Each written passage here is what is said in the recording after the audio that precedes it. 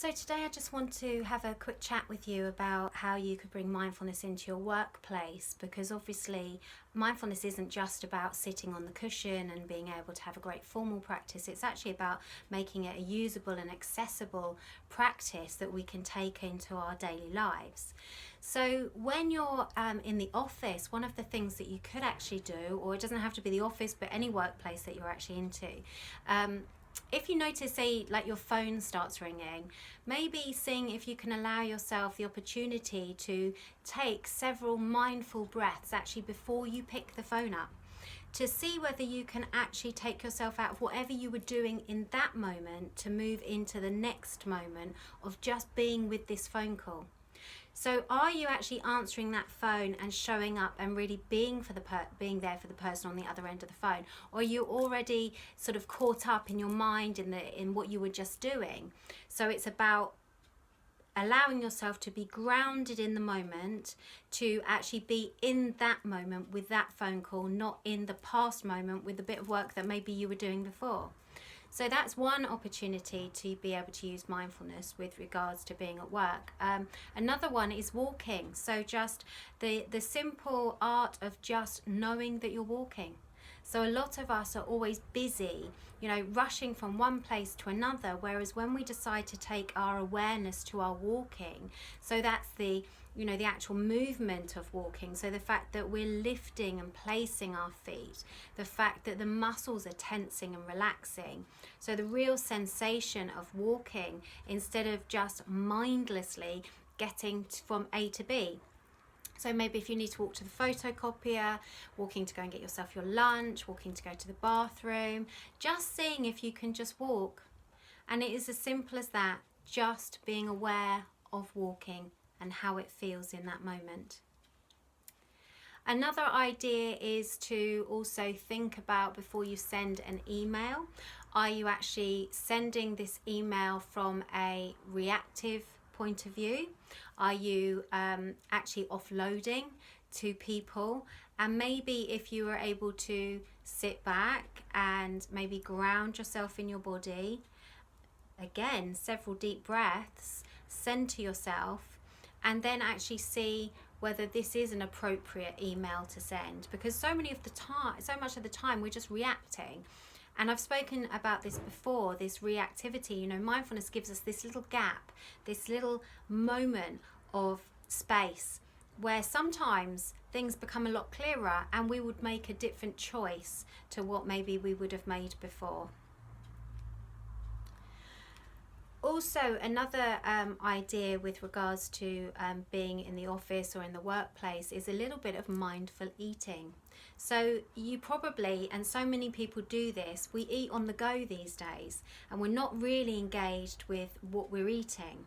So the idea with the mindful eating would be that you're taking yourself away from your workstation, maybe taking yourself outside or just somewhere that's neutral. If you've got a space within the office or whatever your workspace is, you take yourself out of it and just allow yourself to be there for lunch, not with any devices, not checking any emails, but literally just be with your food and really connect in with your food and sort of noticing the colours of it and the smell of it and how your body feels as you receive the food, tasting that first bite. What do we notice?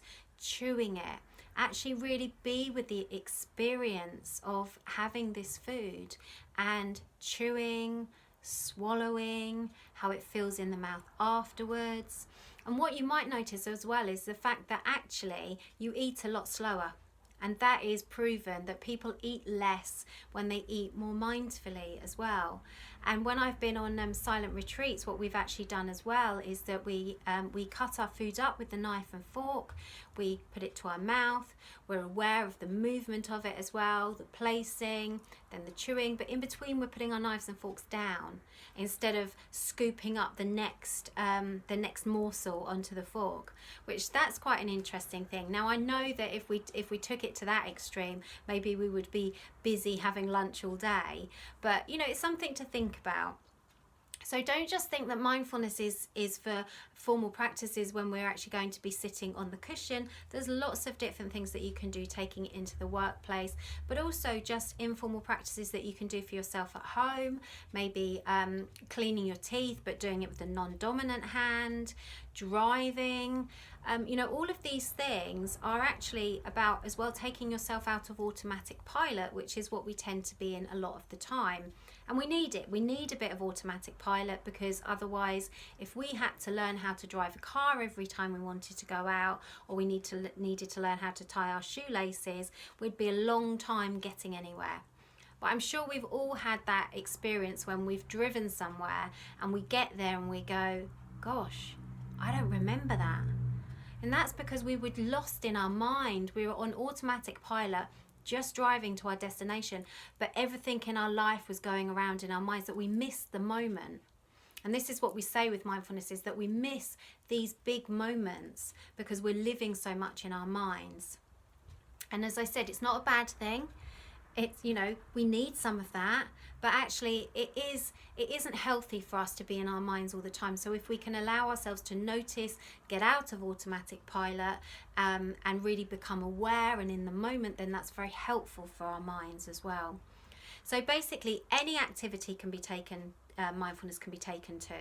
So there's never an excuse. Every activity can be a mindful one, as long as we have awareness and that we are aware of what we're doing in that moment and how it feels inside of ourselves in that moment as well. So hopefully that's given you a few little ideas of what you could do with regards to an informal practice with mindfulness.